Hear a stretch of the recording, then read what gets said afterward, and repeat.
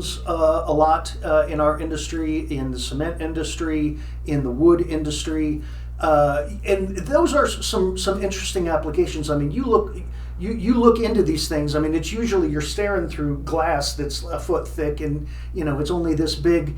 But I mean, it looks like the gates of hell. It really does. I mean, it's really.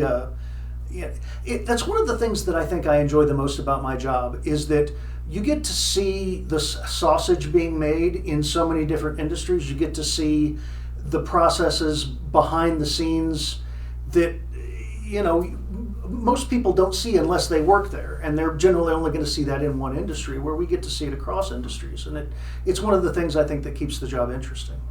I always enjoy going to some of the manufacturing where you see something you're familiar with being manufactured, especially in the plastics industry, or going into a food place, where you're seeing things. And, it's not uncommon to get a free sample of things. So I've come home with tortilla shells and bagels and, candy from a couple of different places. And, rendering plants are never fun to go to.